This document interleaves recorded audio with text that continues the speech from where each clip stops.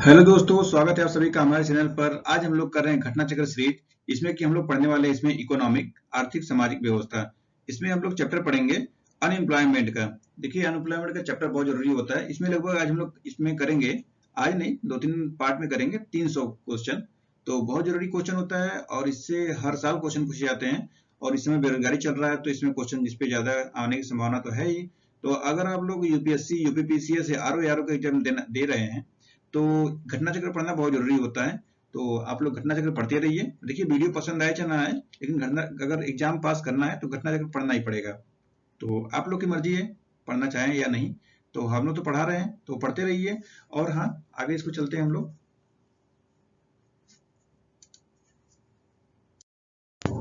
तो देखिए, इसी के साथ में हम लोग एक आरओ का टेस्ट चला रहे हैं। तो ये चैप्टर इसमें है, चैनल का नाम है पीआर नॉलेज रिसर्च सेंटर, नया चैनल है। अगर आप लोग ज्वाइन करना चाहते हैं और अगर टेस्ट देना चाहते हैं तो दे सकते हैं। देखिए, ये टेस्ट जो है हिस्ट्री पर है और ये प्रिया मैम के द्वारा पढ़ाया जा रहा है। और ये टेस्ट खरीदा गया है, फ्री में नहीं है। तो हम लोग यहाँ यूट्यूब पे इसमें फ्री में प्रोवाइड करवा रहे हैं। अगर आपको पीडीएफ चाहिए तो पीडीएफ टेलीग्राम में मिल सकता है, लेकिन उसके लिए पे करना पड़ेगा। तो आप लोग बिना पे किए आराम से पढ़ते रहिए यूट्यूब पर। यूट्यूब में फ्री है। तो चलिए, अगर आप लोग को अगर आरओ का एग्जाम देना है तो ये टेस्ट सीरीज चलाया जा रहा है, इसको फ्री में पढ़ते रहिए। और यूपीएससी का भी अगर टेस्ट सीरीज चाहिए तो उसका भी खरीदा गया है। अगर आप लोग का डिमांड होगा तो उसका भी वीडियो बनाया जाएगा। चलिए फिर हम लोग शुरुआत करते हैं। चैप्टर का नाम दिया है यहाँ पर रोजगार, बेरोजगारी एवं कल्याण योजनाएं। तो चलिए इसका नोट्स देखते हैं। रोजगार तथा बेरोजगारी क्या होता है। तो किसी देश में कार्य कर सकने की आयु 15 से 65 वर्ष वाले सभी व्यक्तियों को संयुक्त रूप से उस देश की श्रम शक्ति कहा जाता है। इसमें रोजगार प्राप्त व्यक्ति एवं बेरोजगार व्यक्ति दोनों आते हैं। रोजगार के संदर्भ में 273 दिनों तक प्रतिदिन 8 घंटे के कार्य को मानक वर्ष कहा जाता है तथा जो व्यक्ति इतने दिनों तक रोजगार में है उसे पूर्ण रोजगार में माना जाता है। उन व्यक्तियों को बेरोजगार माना जाएगा जो कार्य करने की क्षमता तथा इच्छा रखते हैं एवं प्रचलित मय दूरी पर कार्य हेतु प्रस्तुत होते हैं, परंतु उन्हें रोजगार नहीं मिल पाता हो। विकसित तथा विकासशील अल्प विकसित देशों में बेरोजगारी अलग अलग कारणों से अलग अलग स्वरूप की पाई जाती है। तो देखिए, यहाँ पर इसके कई प्रकार दिए गए हैं, जैसे कि चक्रीय बेरोजगारी, घर्षण घनित बेरोजगारी, संरचनात्मक बेरोजगारी मतलब कि स्ट्रक्चरल। और उसके बाद देखिए मौसमी बेरोजगारी है, प्रच्छन्न बेरोजगारी। मौसमी मतलब वही जो कि कृषक को रोजगारी होता है। प्रच्छन्न है जो कि रोजगार की आवश्यकता अधिक लोग होते हैं लेकिन उसको अतिरिक्त रोजगार से निकाल दिया जाता है या उत्पादन स्तर पर बना रहने तो अतिरिक्त लोगों को प्रच्छन्न बेरोजगार में आना जाता है। भारत में बेरोजगारी के माप के बारे में कुछ बताया गया है यहाँ पर, आप लोग उसको देख सकते हैं। कई वर्ष तक 183 दिन तक रोजगार प्राप्त नहीं कर पाते तो उसे सामान्य स्थिति यानी यूएस का बेरोजगार माना जाता है। अब देखिए, यहाँ पर इसमें कुछ परसेंटेज भी दिए हैं। एनएसएसओ का डाटा है 68वें दौर की रोजगार एवं बेरोजगारी स्थिति की रिपोर्ट अनुसार तो यह 11-12 के समान स्थिति का दिखाया गया है। जैसे कि ये देखिए, नागालैंड का 25.6% है, लक्षद्वीप का 15.4% है, त्रिपुरा का 14.6% है। तो इस प्रकार देखिए कुछ ऐसे दिए गए हैं। चलिए हम लोग बढ़ते हैं प्रश्न की तरफ। प्रश्न संख्या 1 है, मुख्यमंत्री चिरंजीवी स्वास्थ्य बीमा योजना की कौन सी विशेषता गलत है। तो देखिए यहाँ पर है, ऑप्शन बी है, मरीज जिस बीमारी के लिए अस्पताल में भर्ती होता है उसके 5 दिन पहले एवं डिस्चार्ज के 10 दिन बाद तक अस्पताल में की गई चार्जों में की गई जांचों, दवाइयों एवं परामर्श शुल्क का व्यय पैकेज की राशि में सम्मिलित है। तो ये ऑप्शन बी हो जाएगा, ये विशेषता गलत है। बाकी देखिए, योजना के अंतर्गत विभिन्न बीमारियों के 1576 प्रकार के पैकेज एवं प्रोसीजर उपलब्ध है, तो ये सही है।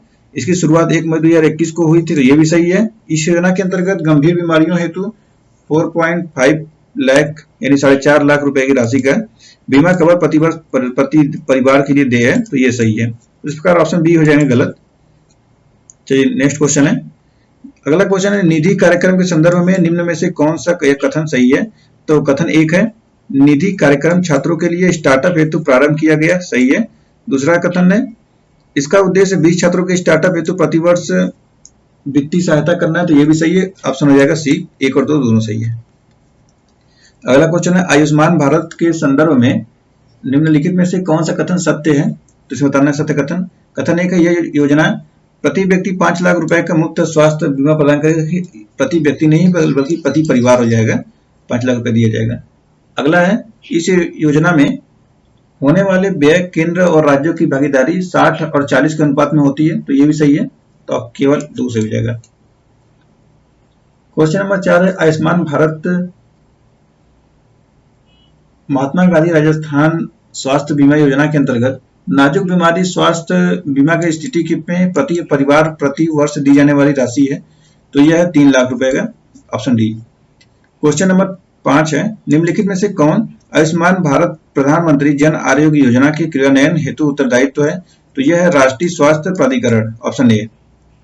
क्वेश्चन नंबर 6 है भारत सरकार ने 2020-21 के बजट में एक नई योजना निर्विक घोषित की है, अर्थव्यवस्था का निम्न में से कौन सा क्षेत्र इस योजना से लाभान्वित होगा, तो यह होगा निर्यात क्षेत्र, ऑप्शन डी।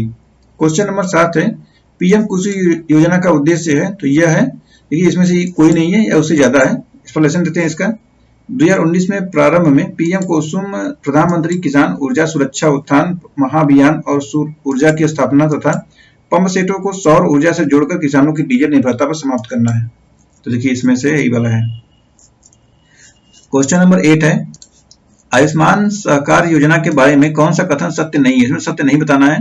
देखिए भारत के वित्त मंत्रालय ने ये योजना शुरू की थी, देखिए वित्त मंत्रालय ने नहीं किया था, तो इस बार पहला गलत हो जाएगा।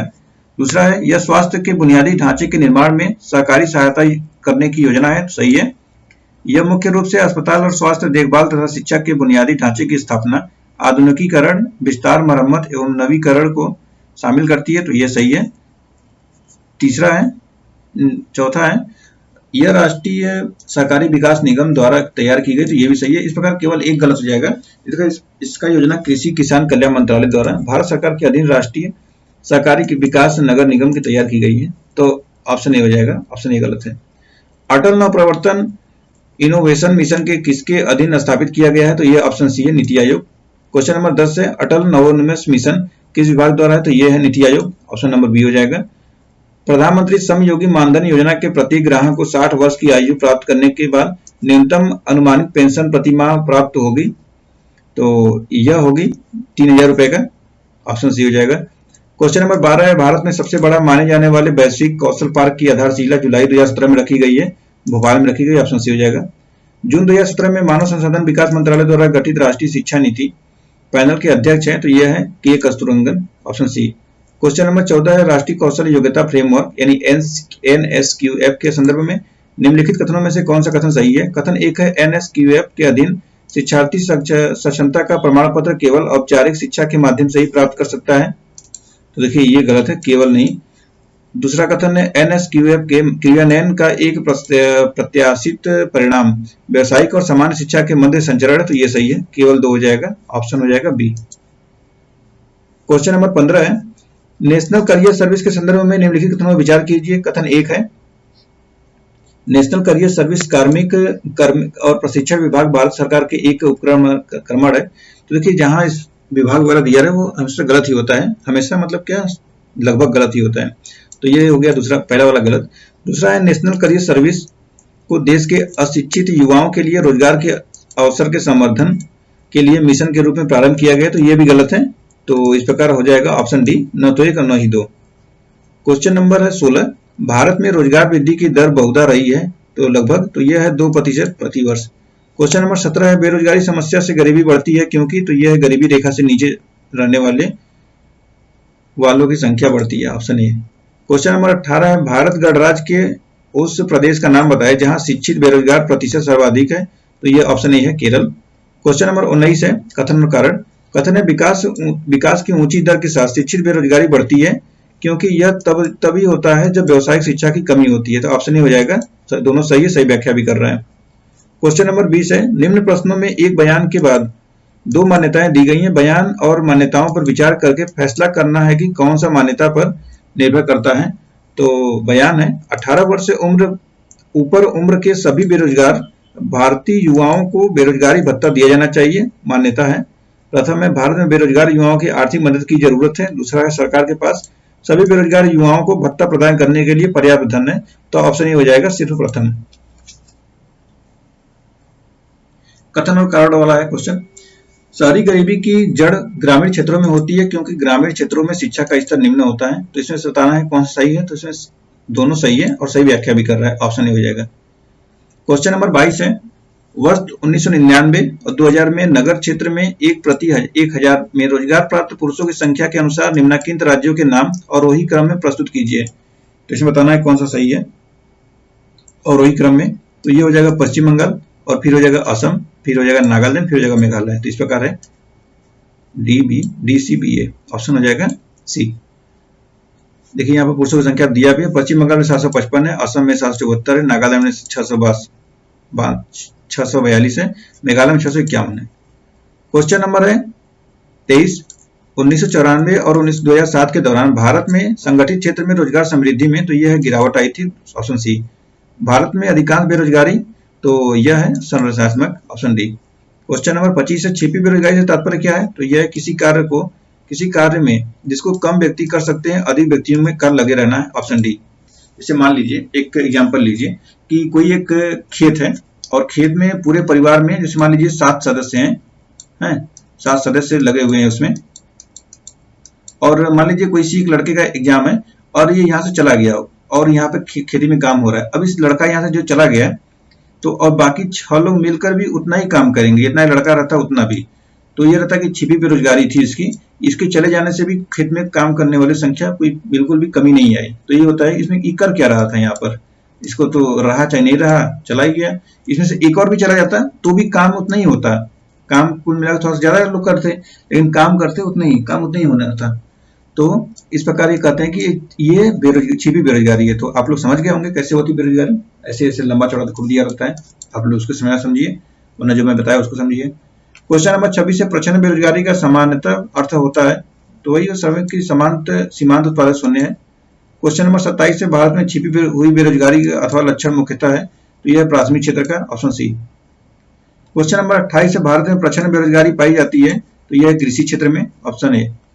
क्वेश्चन नंबर 29 है, भारत में छिपी हुई बेरोजगारी मुख्य रूप से संबंधित है, तो देखिए यह होता है कृषि क्षेत्र में होता है और ग्रामीण क्षेत्र में, विनिर्माण क्षेत्र से शहरी क्षेत्र में नहीं होता है। तो ऑप्शन हो जाएगा 1 और 2, तो 1 और 2 हो जाएगा ऑप्शन डी। क्वेश्चन नंबर 30 है, वर्ष के अधिकांश हिस्से में बेरोजगार रहने वाले व्यक्तियों की संख्या को कहा जाता है, तो यह कहा जाता है समान स्थिति बेरोजगारी, ऑप्शन ए। तो इस प्रकार से ये वीडियो यहाँ पे समाप्त करते हैं, और आगे जो क्वेश्चन बचा हुआ है उसको हम लोग पढ़ेंगे नेक्स्ट वीडियो में, क्योंकि वीडियो बहुत लेंदी हो जाता है। तो आप लोग लगातार इसे पढ़ते रहिए। देखिए घटना चक्र पढ़ना बहुत जरूरी होता है, अगर यूपीएससी, यूपीपीसीएस या आरओ का एग्जाम देना है तब।